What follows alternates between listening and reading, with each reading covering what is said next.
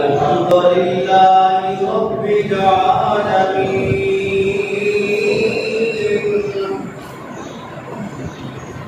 والصلاة والسلام على سيد الأنبياء سيدنا محمد وعلى آله وصحبه أجمعين نحمده ونستعينه ونستغفره ونعوذ بالله من شرور أنفسنا ومن سيئات أعمالنا من يهده الله فلا مضل له ومن يضلل فلا هادي له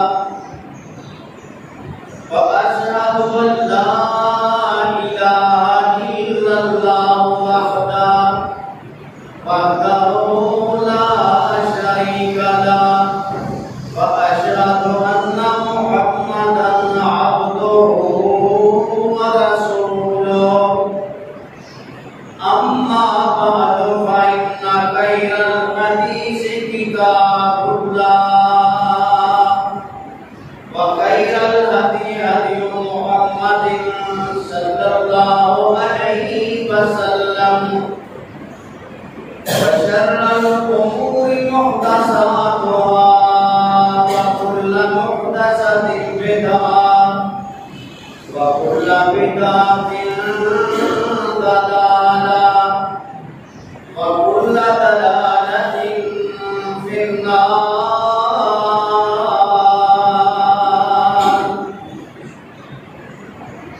اللهم صل على محمد وعلى آل محمد كما صليت على إبراهيم وعلى آل إبراهيم إنك حميد مجيد. اللهم بارك على محمد وعلى آل محمد كما باركت على إبراهيم وعلى آل إبراهيم إنك حميد مجيد. اللهم رب اشرح لي صدري ويسر لي أمري واحلل عقدة من لساني يفقهوا قولي. رب زدني علما. أما بعد فأعوذ بالله السميع العليم من الشيطان الرجيم. بسم الله الرحمن الرحيم. قل صدق الله فاتبعوا ملة إبراهيم حنيفا وما كان من المشركين.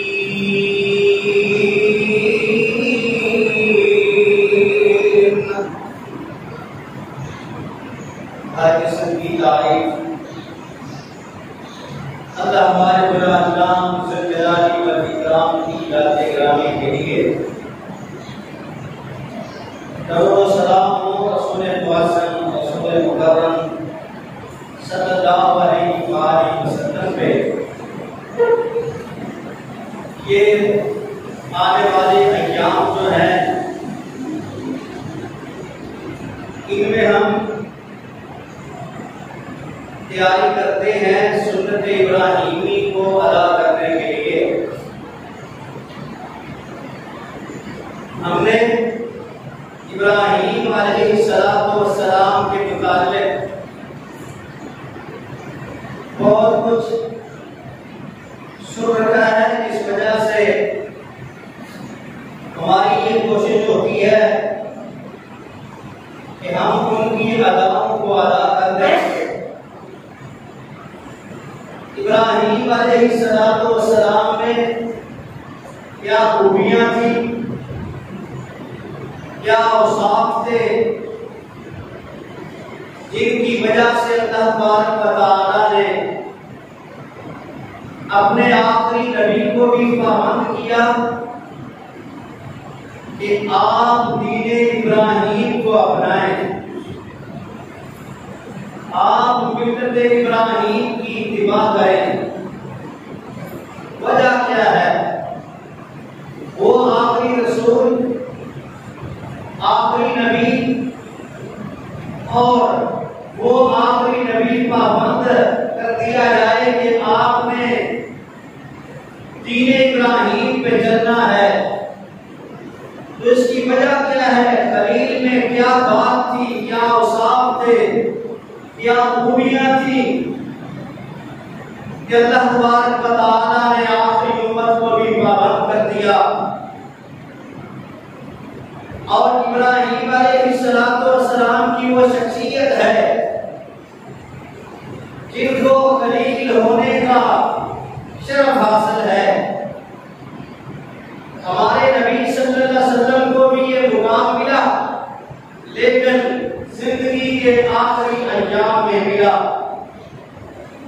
حضرت عائشہ صدیقہ رضی اللہ تعالیٰ عنہا فرماتی ہیں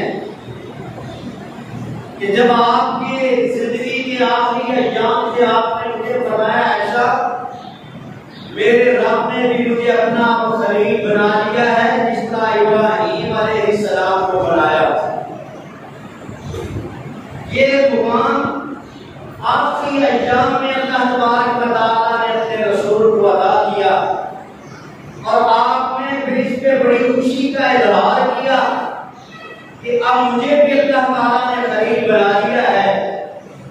تو یہ خلیل کا مقام اور مرتبہ اللہ تبارک و تعالیٰ کا قرآن ہمیں بتلاتا ہے کہ وہ خلیل تھا جس کو اللہ تعالیٰ نے وَاتَّخَذَ اللَّهُ إِبْرَاهِيمَ خَلِيلًا، اللہ نے ان کو اپنا خلیل بنایا تھا۔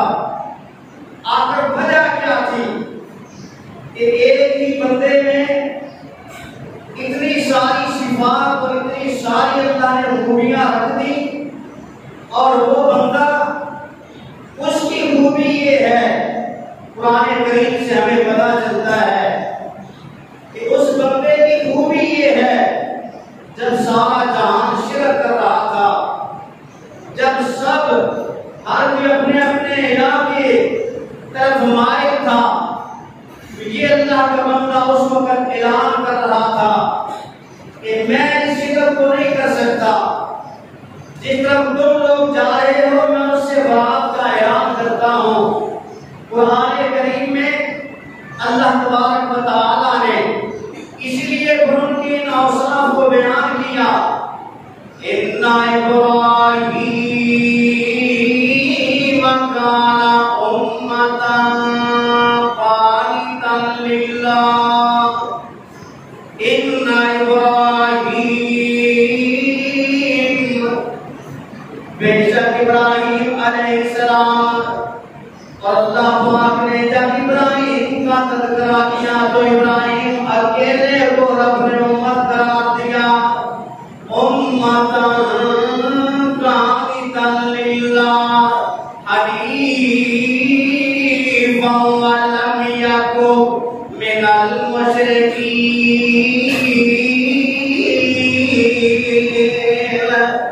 ساری دنیا دوسرے دروازوں پہ جا رہی ہے، اور خلیل کون ہے؟ حنیفہ، اللہ کا حنیف بن جاتا ہے، رب کی طرف مائل ہو جاتا ہے۔ لم یکن من المشرکین، ابراہیم علیہ السلام مشرکین کے ساتھ نہیں جڑتا، مشرکین سے الگ الگ خلیل اپنا عقیدہ بیان کرتا ہے۔ اور یہ سمجھانا تھا نا قوم کو، جب سورج کو دیکھا، چاند کو دیکھا، کہا یہ اگر تمہارے الہ ہیں تو میرا بھی یہ الہ آ گیا ہے، اور جب سارے سارے چھپ جاتے ہیں، چلے جاتے ہیں، تو آخر میں اعلان کرتے ہیں انی بریء مما تشرکون، ارے جن کو تم الہ مانتے تھے جب چھپ جائے، غائب ہو جائے، جب اپنی افادیت ختم کرتے ہیں وہ الہ نہیں ہو سکتے، وہ مشکل کشا نہیں بن سکتے، قلیل سے برات کا اعلان کرتا ہے۔ اور صرف یہی نہیں اعلان تھا کہ وہ مشرک نہیں تھے، بلکہ جو میرا رب عطا کرتا تھا اس کا شکریہ بھی ساتھ ہی ادا کر دیتے تھے۔ خلیل علیہ السلام میں سب سے بڑی خوبی کہ اللہ کے دروازے پہ رہنے والا۔ خلیل علیہ السلام میں سب سے بڑی خوبی کہ دنیا سے آپ ڈٹ کے مقابلہ کرنے والے۔ خلیل علیہ السلام میں سب سے بڑی خوبی کہ اس وقت جو اللہ نے نعمتیں عطا کی ان کا شکریہ بھی ادا کر رہے تھے۔ ایسا نہیں تھا کہ رب دے دے تو بندہ شکریہ ہی ادا نہ کرے، اور شکریہ ادا کرنے کا طریقہ ہر کسی کا اپنا اپنا ہوتا ہے۔ ہمارے ہاں کوئی ہمیں نعمت مل جائے تو ہم شکریہ ادا اپنے طریقے سے کرتے ہیں، ڈھول ڈھمکے کے ذریعے کرتے ہیں، ہم کوئی اور خوشی کر کے کرتے ہیں، لیکن انبیاء کے شکریہ کا طریقہ یہ تھا وہ رب کے سامنے سجدے کیا کرتے۔ نبی علیہ السلام کو دیکھیے، آپ بھی جب اللہ کا شکر ادا کرتے ہیں تو اللہ کے سامنے سجدے کرتے ہیں۔ قرآن کریم نے خلیل علیہ السلام کو جو نمونہ بنایا سب کے لیے، تو اس کی وجہ ہے کہ جو خلیل کو چیز ملتی تھی وہ اس پہ شکر ادا کرتے تھے۔ قرآن کہتا ہے، مدد کرتا ہے، شاکرا لانعمہ اجتباہ وہداہ الی صراط مستقیم وآتیناہ فی الدنیا حسنہ وإنہ فی الآخرۃ لمن الصالحین۔ اللہ نے خلیل کو چیزیں عطا کی تو خلیل اللہ کا شکر ادا کرتے ہیں۔ اللہ کی تیرا شکر ہے تو نے مجھے یہ عطا کر دیا۔ اور غور کرنا، ساری دنیا جانتی ہے مکہ کی سرزمین کو آباد کرنے والے بھی خلیل علیہ السلام، اور جب بچوں کو چھوڑ کے جانے لگے، منہ دوسری طرف بچے پچھلی سائڈ پہ کھڑے ہیں، وہاں بھی ایک دعا کیا، اس میں بھی شکر کا بھی ساتھ کرایا۔ کیا کہتے ہیں؟ ربنا انی اسکنت من ذریتی بواد غیر ذی زرع عند بیتک المحرم ربنا لیقیموا الصلاۃ واجعل افئدۃ من الناس تہوی الیہم وارزقہم من الثمرات لعلہم یشکرون۔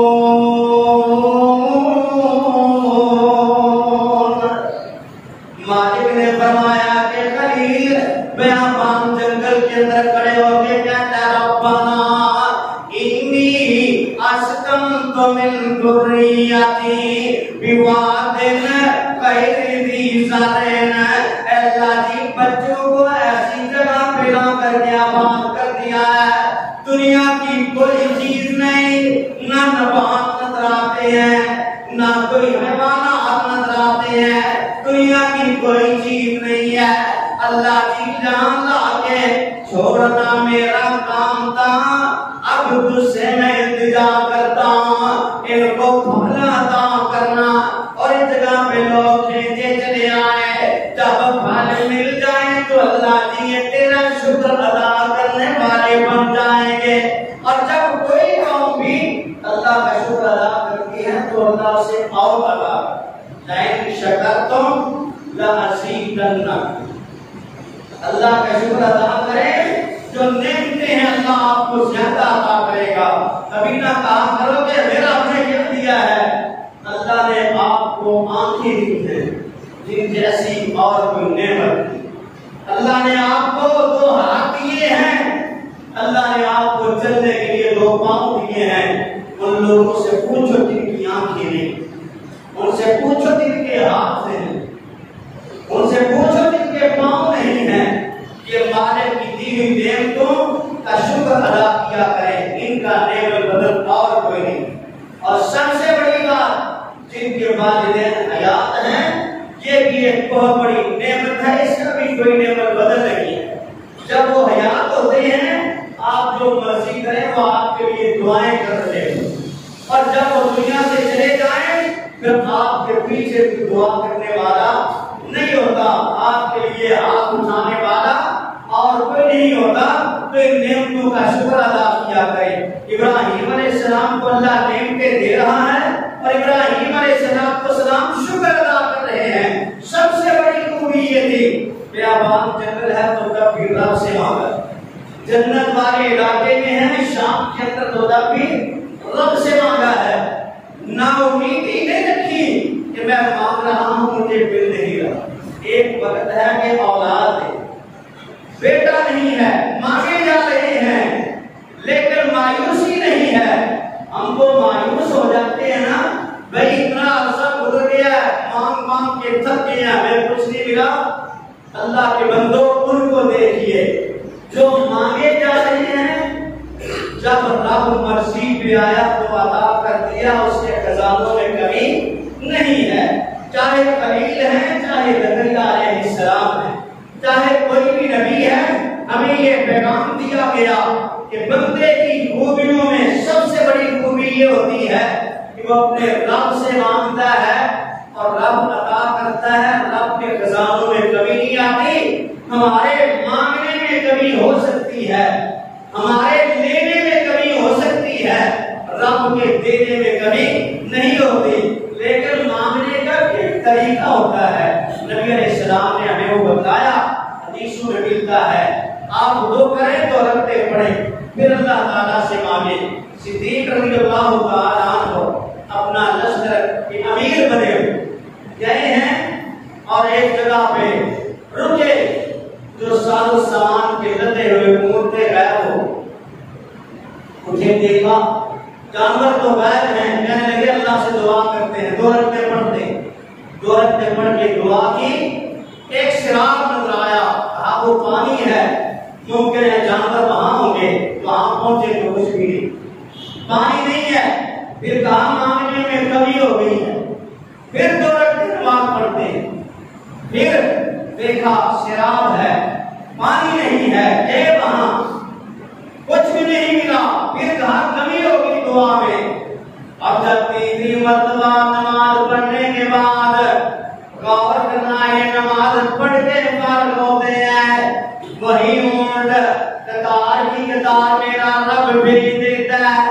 پتا چلا مانگنے میں کمی ہو سکتی ہے، رب کے دینے میں کمی نہیں ہوتی۔ خلیل علیہ السلام عمر بھی زیادہ ہوتی جا رہی ہے اور دعائیں یہی ہیں کیا، اللہ جی اے اللہ جی رب حبلی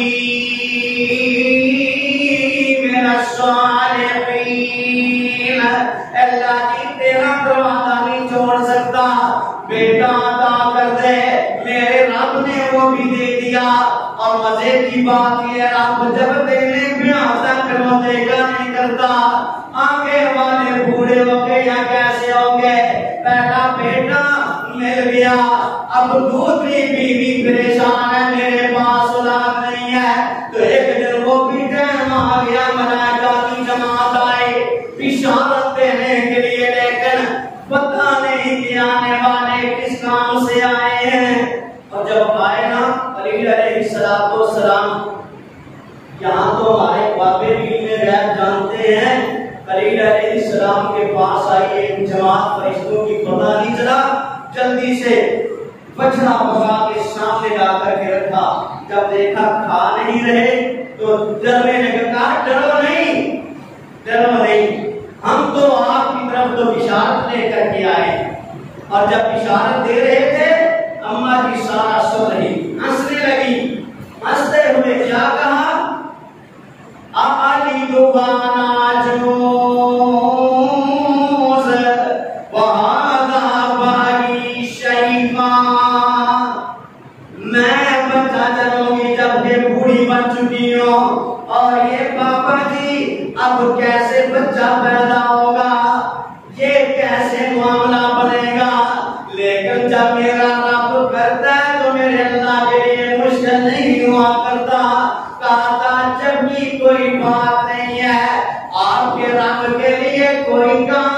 مشکل نہیں ہے. میرا بیان کرنے کا مقصد ہے آخری عمر بڑھاپے کے اندر بھی نبی نے اللہ سے مانگا ہے خوبی پیدا کیجیے, رب سے مانگنے کی خوبی پیدا کیجیے. آپ کا رب اپنی جناب سے آپ کو عطا کرے گا, آپ کے تصور میں بھی نہیں ہوگا. جب مانگے جس وقت مانگے میرا رب دیتا ہے, کیونکہ میرے رب کے خزانوں میں کبھی کمی نہیں ہوا کرتی. تو خلیل علیہ السلام کی زندگی سے یہ ثابت ہوا مشکل میں مصیبت میں بھی آپ پکاریں گے تو رب آپ کی مدد کرے گا. اور صحیح بخاری کی روایت سے اور بات واضح ہوتی ہے کہ مانگنے کا انداز کیا ہونا چاہیے.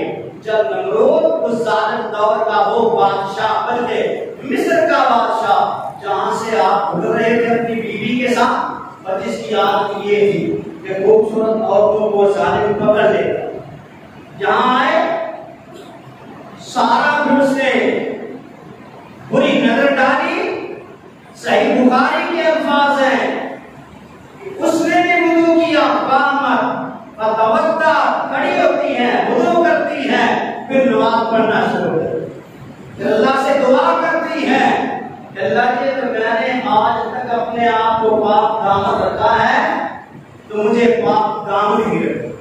اور دوسری طرف عبداللہ بن عباس جس کے راوی ہیں کیا فرماتے ہیں کہ خلیل علیہ السلام وضو کر کے کھڑے ہو گئے اللہ کے ساتھ نماز پڑھ رہے ہیں.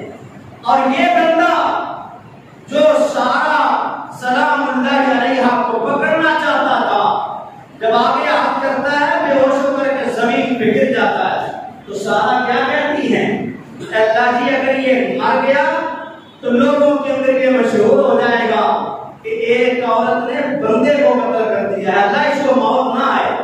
وہ کھڑا ہوا, دوبارہ اس نے بدل عطا کیا, پھر دعا کرتی وہی معاملہ بنا. پھر اللہ سے کہہ دیا اللہ جی اس کو موت نہیں آنی چاہیے, اگر اس کو موت آ گئی تو کہا جائے گا عورت نے بندے کو قتل کر دیا ہے. وہ دوبارہ کھڑا ہوا, کھڑا ہونے کے بعد کیا کہتا ہے مجھے معاف کرنا, مجھے معاف کرنا, مجھ سے غلطی ہو گئی. اپنی بیٹی کو صحیح روایتوں کے مطابق اپنی بیٹی کو ان کی خدمت میں دیتے ہیں, اور کیا اس کے الفاظ نوٹ کرنا کہتا ہے میں سمجھ گیا ہوں میری بیٹی آپ کے ساتھ جا کے آپ کی خدمت کر کے وہ مقام پائے گی جو کسی بادشاہ کے گھر میں جا کر کے بھی مقام نہیں پا سکتے. اور جب سارا اس کو لے کر کے ہاجرہ کو لے کر کے خلیل کی طرف جاتی ہیں, خلیل علیہ السلام اس وقت بھی نماز پڑھ رہے تھے. سلام پھیرا, پوچھا بتا, کیونکہ وہ نماز پڑھ رہے تھے, اللہ سے التجائیں کر رہے تھے.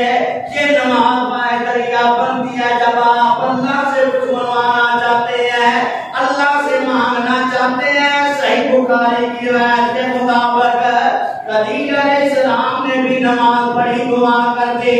آج بھی اگر کوئی بندہ سمجھتا ہے کہ وہ دین ابراہیم کو اپنانا چاہتا ہے, کیونکہ دین ابراہیم پہ ہمارے نبی محمد رسول اللہ کو اللہ نے پابند کر دیا تھا کہ آپ نے دین ابراہیم پہ رہنا ہے. اور دین ابراہیم ہمیں بتلاتا ہے کہ لوگوں سننے کے بعد تحقیق کر لیا کرو, تحقیق کر لیا کرو. یہ نہیں ہے کہ جو بات جیسے ساری زندگی گزر گئی چلتی رہے.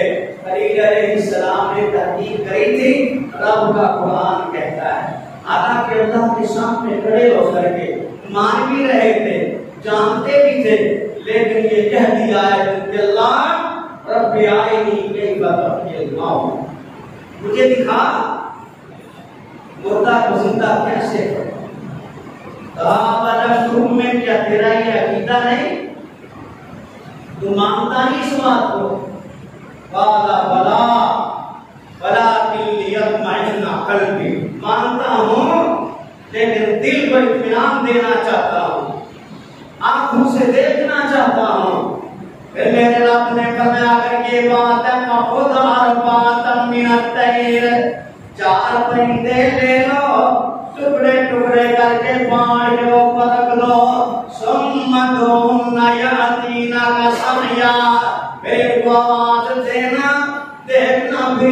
ایسے دوڑ کر کے آتے ہیں. ابن کثیر علیہ الرحمن نے لکھا اس بات کو, خلیل نے 4 پرندے لیے ٹکڑے ٹکڑے کر کے رکھ دیے, اور جب آواز دی پرندے دوڑ کر کے آنے لگے. ایک کے منہ کو دوسرے کے جسم کے سامنے کرتے, وہ لینے سے انکار کر دیتا. جب اس کا منہ اس کے سامنے کرتے تو وہ قبول کر لیتا. یہ ہے میرے اللہ کی شان ہے. میرا رب بتلاتا ہے, میں جب چاہوں جس وقت چاہوں میں کر کے دکھلا دیتا ہوں. میرے خزانوں میں کمی نہیں آتی ہے, مجھ سے آ کر کے مانگ کر کے تو دیکھو. عرض کر رہا تھا خلیل نے صبر کیا. اگر کسی مسئلے میں آپ کو شک ہے تحقیق کر لیا کرے, تحقیق کریں, مسائل کے تہ تک پہنچے, آپ کو نتائج اچھے ملیں گے. اور خلیل علیہ السلام کے بارے میں ایسے نہیں اللہ نے اپنے رسول کو پابند کیا. اس کی وجوہات ہیں کہ ایک ہی بندہ پورے کفر سے ٹکرا رہا ہے, پورے کفر سے ٹکرا جاتا ہے.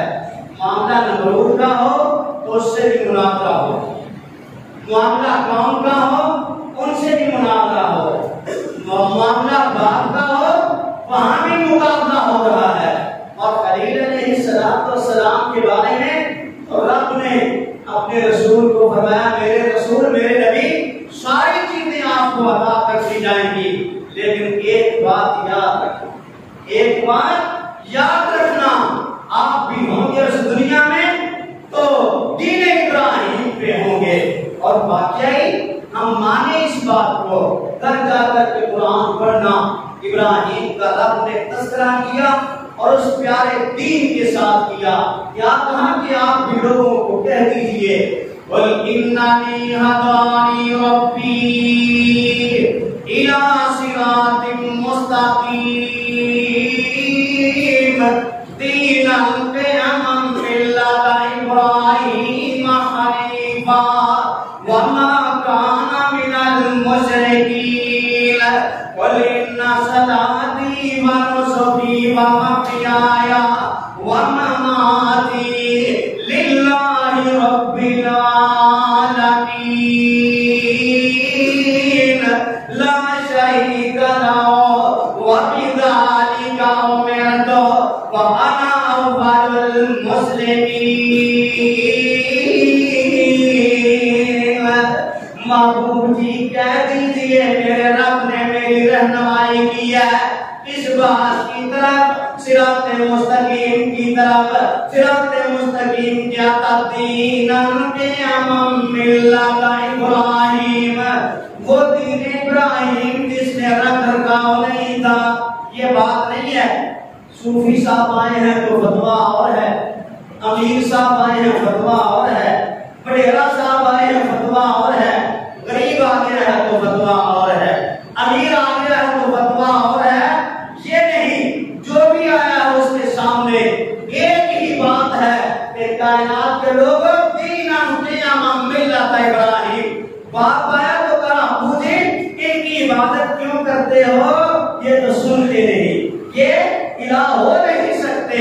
اور قوم آئی تو قوم نے اپنے الفاظ میں کہہ دیا, قالوا سمعنا فتى يذكرهم يقال له ابراہیم.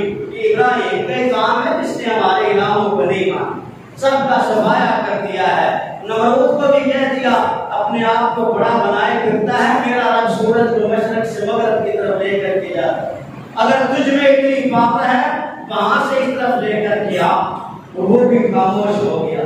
ایک ہی بات, آگے پیچھے معاملے کو کیا نہیں کیا, یہ ثابت کر دیا کہ اللہ والا توحید والا کٹ سکتا ہے لیکن غیر کے سامنے جھک نہیں سکتا.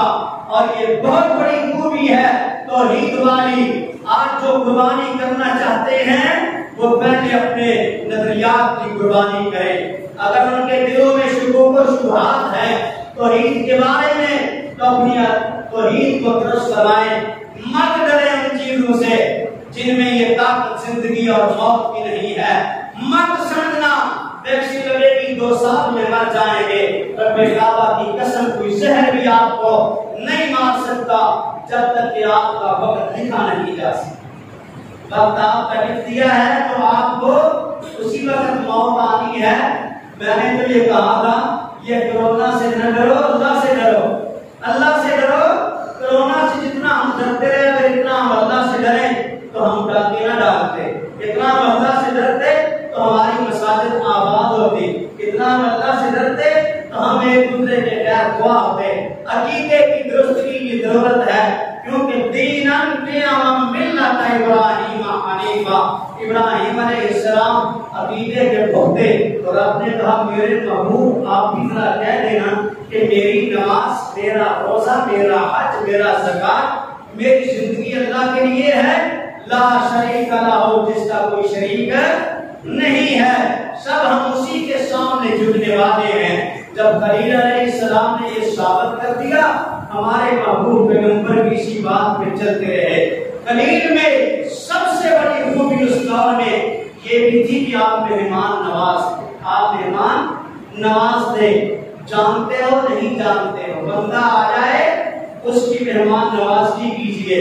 صحیح بخاری کی حدیث ہے، اول ما یکسا یوم القیامہ، سب سے پہلے اگر کسی کو کپڑے پہنائے جائیں گے تو ابراہیم علیہ السلام ہوں گے۔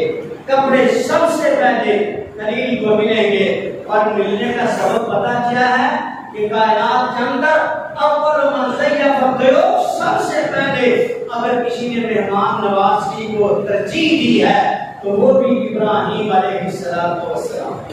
وہ بھی کون تھے؟ ابراہیم علیہ السلام تھے۔ تو میرے بھائیوں، قربانیاں کرنے سے پہلے ان چیزوں کا خیال رکھیے۔ یہ نہیں ہے کہ ہم نے جانور ذبح کر دیا، لوگوں کو بتا دیا، یہ نہیں پتا کہ میں شرک سے باز ہوں یا شرک کر رہا ہوں۔ بعض اوقات انسان سوچتا بھی نہیں، غیر سے ڈر رہا ہوتا ہے۔ جو اللہ تعالیٰ سے ڈرنے کا حق تھا وہ دوسروں میں تقسیم کر رہا ہوتا ہے۔ تو میرے بھائیوں، پھر یہ اپنے آپ کو مت سمجھنا کہ ہم ابراہیم علیہ السلام کے طریقے والے ہیں۔ ابراہیم علیہ السلام کی قربانیوں کا نتیجہ تھا کہ میرے رب نے پھر سرٹیفکیٹ دیا، اعزاز دیا۔ وہ کیا اعزاز تھا؟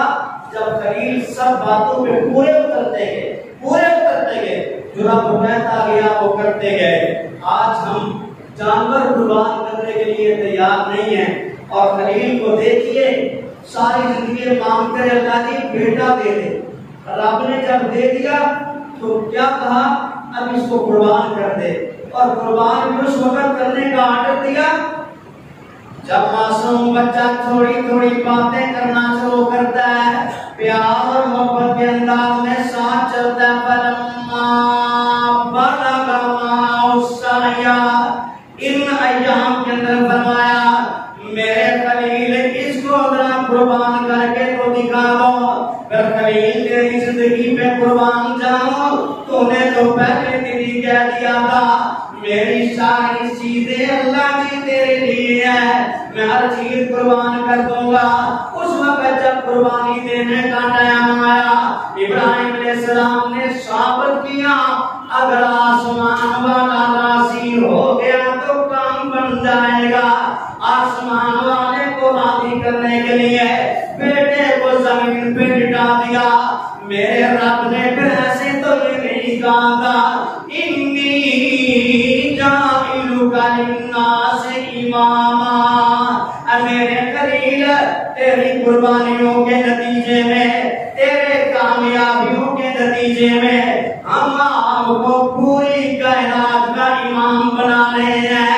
اور میں اللہ جی یہ امامت میرے لیے وقت ہے یا آگے بھی جائے گی؟ کعبہ میں ذریتی، اللہ جبریل کو آگے بھی چلا دینا۔ اور یہاں پتا چلتا ہے خلیل علیہ السلام کے ساتھ تعلق جناب محمد رسول اللہ صلی اللہ علیہ وسلم کا، اور بعد والی امت کا تعلق محمد رسول اللہ صلی اللہ علیہ وسلم کے ساتھ۔ آج اگر کوئی قوم یہ نعرہ لگائے کہ ابراہیم ہمارے ہیں، وہی کہے ابراہیم علیہ السلام ہمارے ہیں، مجوسی کہے کہ ابراہیم ہمارے ہیں علیہ السلام، عیسائی کہے کہ ابراہیم ہمارے ہیں، یا یہودی کہیں ابراہیم ہمارے ہیں تو ہم ان کو کہیں گے یہ تمہیں بھول کیوں؟ ما کان ابراہیم یہودیا ولا نصرانیا ولکن کان حنیفا مسلما وما کان من المشرکین۔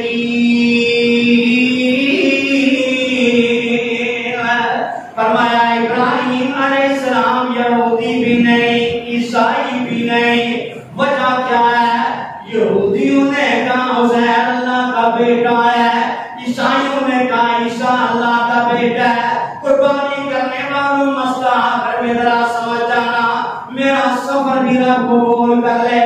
اگر عیسائی اللہ کا بیٹا مریم علیہ السلام اور عیسیٰ کو ملا کر کے ایک بنانے والے، یا عیسیٰ علیہ السلام کو رب کا بیٹا کہنے والے یا رب کا حصہ کہنے والے، اس کے ساتھ خلیل کا تعلق نہیں، عزیر کو اللہ کا بیٹا کہنے والے ہوتے ان کا بھی تعلق نہیں ہے، تو رب کیا کہتا ہے جن کا اس کے ساتھ تعلق ہوگا؟ جو تمام نبیوں کو اللہ کے بندے جانیں گے، حنیفا مسلما۔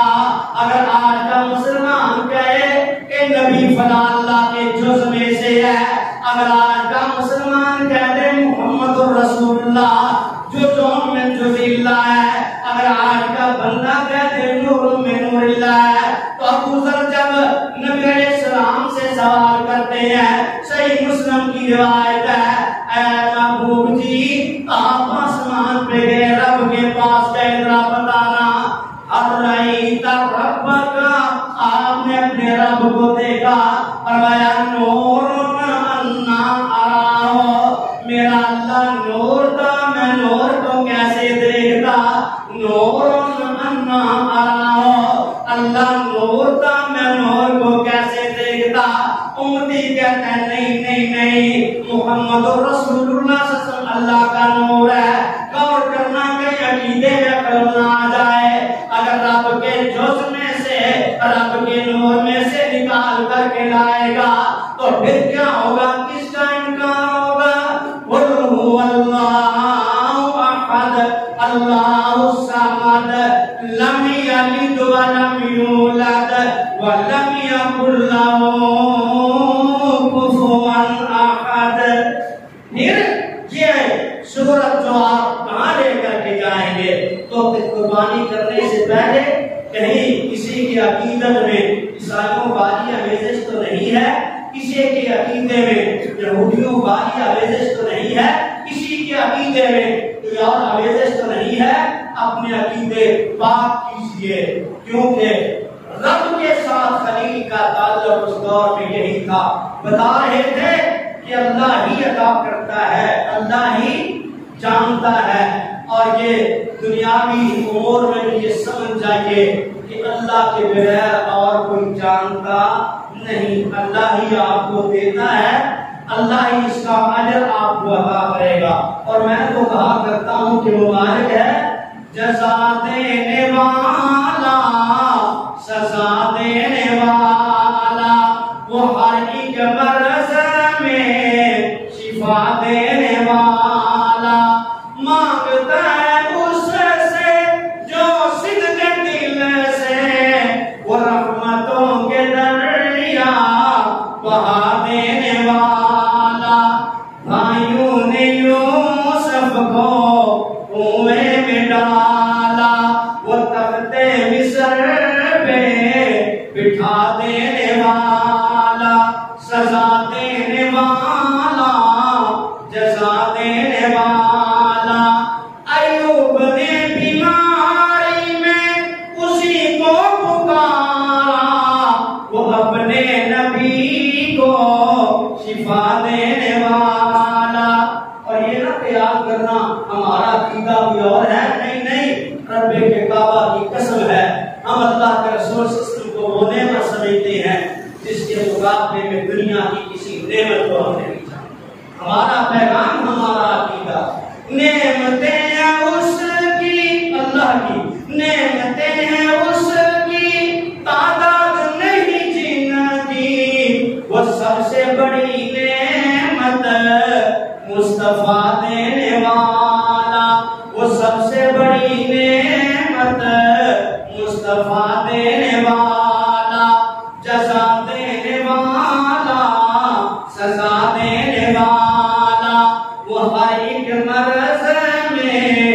شفا دینے والا۔ اس لیے عقیدے درست کیجیے، قربانیاں کرنے سے پہلے عقیدہ درست ہے، آپ کامیاب ہیں۔ عقیدے میں خلل ہے، کوئی فائدہ نہیں ہے، نہ قربانیوں کا، نہ دیگوں کا، نہ کچھ بھی کرنے کا۔ آخری بات، مجھے 10 منٹ زیادہ ملے تھے لیکن میں 1 منٹ آخری بات کر کے بات ختم کرتا ہوں۔ کوئی فائدہ نہیں، کیوں؟ عبداللہ بن جدعان وہ بندہ، حضرت عائشہ صدیقہ فرماتی ہے، صحیح مسلم کی روایت، اس کا کھانا بیت اللہ کے اندر پکتا، بڑی دیگ بنتی، اور وہ کننا نستدل تحت قدر ابن جدعان، ہم آ کر کے ابن جدعان کے کھانے کی لگائی ہوئی وہ بڑی دیگ یا برتن کے نیچے سائے میں آ کر کے آرام کرتے۔ اتنا بڑا برتن ہوتا تھا جس سے کھانا پکتا، اور میں نے کہا ہے اللہ کے رسول، کیا اس کو اس کا فائدہ پہنچے گا؟ عبداللہ بن جدعان کو اس کا فائدہ ہوگا؟ اور میں اسے کوئی فائدہ نہیں ہوگا۔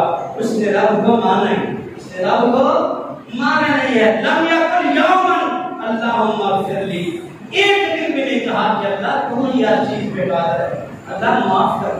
اللہ کو مانا ہی نہیں کیا، تو لہذا اگر عقیدہ درست نہیں ہے تو پھر یاد رکھ لینا کسی چیز کا کوئی فائدہ نہیں ہے۔